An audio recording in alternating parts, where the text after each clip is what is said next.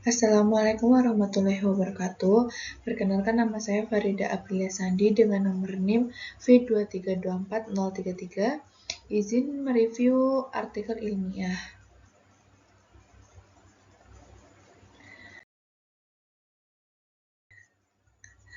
Untuk isi artikel 1 yaitu analisis pengendalian mutu pakan ayam petelur.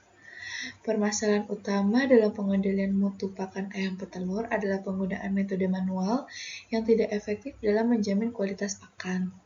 Pengamatan organopletik seperti melihat, mencium, dan menggigit bahan pakan menjadi prosedur utama untuk menilai kualitas pakan, yang berpotensi menghasilkan ketidakkeakuratan serta konsistensi yang rendah. Mutu pengelolaan, pengemasan, dan penyimpanan pakan juga tidak mengikuti standar operasional yang memadai. Untuk mengatasi hal ini, penerapan teknologi modern dalam pengendalian mutu pakan menjadi solusi yang diusulkan. Penggunaan alat deteksi kualitas dan analisis laboratorium akan memberikan hasil yang sangat akurat dibandingkan dengan pengamatan manual. Selain itu, SOP atau Standard Opening Procedure untuk sanitasi peralatan proses pengelolaan dan pengemasan akan meningkatkan mutu secara keseluruhan, meskipun penelitian menunjukkan bahwa pengendalian mutu belum optimal. Selanjutnya, kita akan membahas menganalisis pengendalian mutu pakan ayam petelur. Mulai dari permasalahan. Permasalahan yaitu pengendalian mutu pakan ayam petelur belum optimal.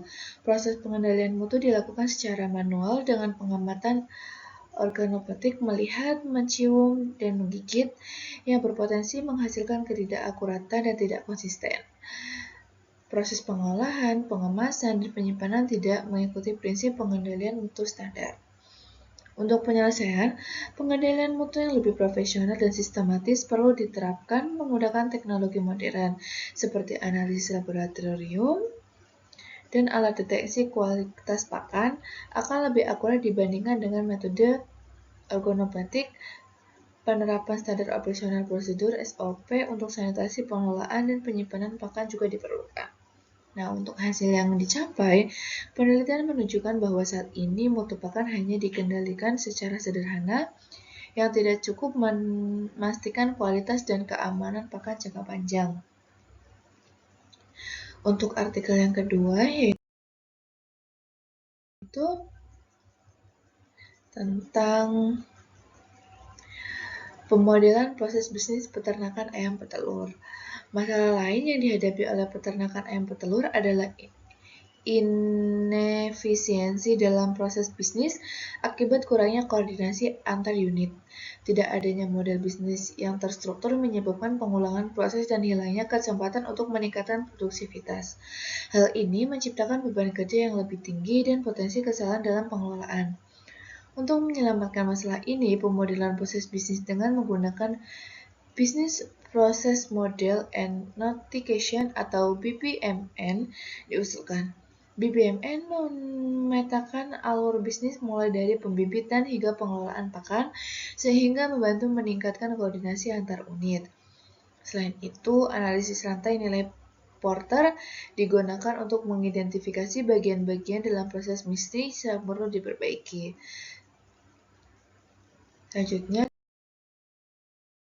kita akan membahas permasalahan, penyelesaian, dan hasil pada artikel kedua yaitu model proses bisnis peternakan ayam petelur. Untuk permasalahannya yaitu koordinasi antar unit dalam proses bisnis peternakan ayam petelur tidak efisien. Untuk penyelesaiannya, pemodelan proses bisnis menggunakan Business Process Model and Notification atau BPMN diusulkan untuk memetakan seluruh proses bisnis dari pembibitan hingga pemeliharaan dan manajemen pakan.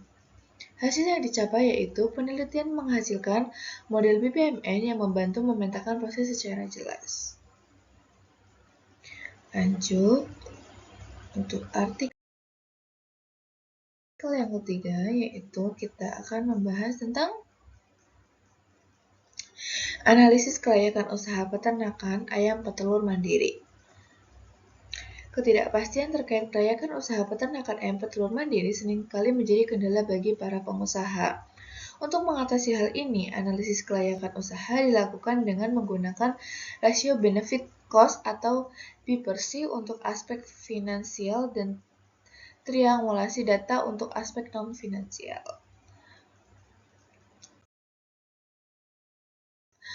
Nah, untuk artikel ketiga, analisis kelayakan usaha peternakan ayam petelur mandiri memiliki masalah penyelesaian dan hasil.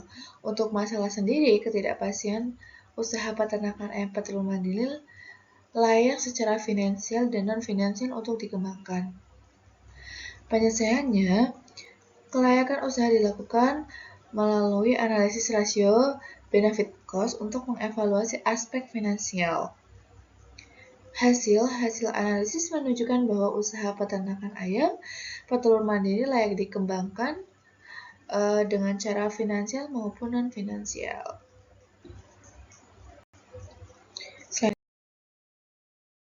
Selanjutnya kita akan menuju ke artikel yang keempat, yaitu tantangan dalam peternakan ayam petelur organik. Peternakan ayam petelur organik memiliki tantangan tersendiri, terutama terkait ketersediaan pakan organik dan kendala pemasaran produk organik. Untuk mengatasi kendala ini, peternak harus mengikuti standar organik yang ketat seperti penggunaan pakan yang 85% organik dan tidak menggunakan bahan kimia atau antibiotik. Nah, untuk permasalahan, solusi, dan hasil, yaitu untuk permasalahan kendala utama dalam peternakan ayam petelur organik adalah ketersediaan pakan bahan organik dan tantangan dalam pemasaran produk organik, terutama di beberapa wilayah di Indonesia. Untuk penyelesaian sendiri, peternak harus mengikuti standar pemeliharaan organik seperti menggunakan pakan organik, tidak menggunakan bahan kimia, dan tidak memberikan antibiotik pada ayam. Hasil yaitu meskipun produktivitas telur lebih rendah, kualitas telur dan kesehatan ayam organik lebih baik daripada ayam konvensional. Untuk yang terakhir, yaitu artikel kelima, peternakan ayam ras petelur keberlanjutan di Singkawang. Dengan meningkatnya kebutuhan dan praktik peternakan yang ramah lingkungan, pembangunan peternakan ayam ras petelur di Singkawang berfokus pada pemaparan arsitektur keberlanjutan. Solusi yang diusulkan oleh penerapkan konsep eco-mycene yang memanfaatkan energi terbarukan serta sistem daur ulang limbah cair. Permasalahan yang ada, kebutuhan untuk merancang peternakan ayam ras petelur yang efisien dan ramah lingkungan di Kota Singkawang dengan memanfaatkan sumber daya alam yang keberlanjutan dan teknologi daur ulang limbah. Untuk penyelesaian hal masalah tersebut, penerapan konsep arsitektur berkelanjutan, penggunaan energi terbarukan, serta daur ulang limbah cair dengan sistem living mycene, bangunan desain untuk memaksimalkan pencahayaan alami dan penghawanan yang baik untuk menurunkan konsumsi energi. Untuk hasil yang didapatkan yaitu desain peternakan yang dihasilkan menerapkan berbagai elemen ramah lingkungan yang memungkinkan efisiensi energi dan pengelolaan limbah yang baik. Nah, itu saja untuk isai dan review isai dan pembahasan masalah, penyelesaian dan hasil yang dapat saya sampaikan. Selanjutnya kita akan menuju ke lampiran plagiarisme. Nah, di sini saya menggunakan 3 website, yaitu ada Parapser.io, yang kedua ediped.org, dan yang terakhir Reparse Info. Nah, untuk di sini terbukti 0 plagiarisme ya. Terima kasih. Sekian, bye-bye.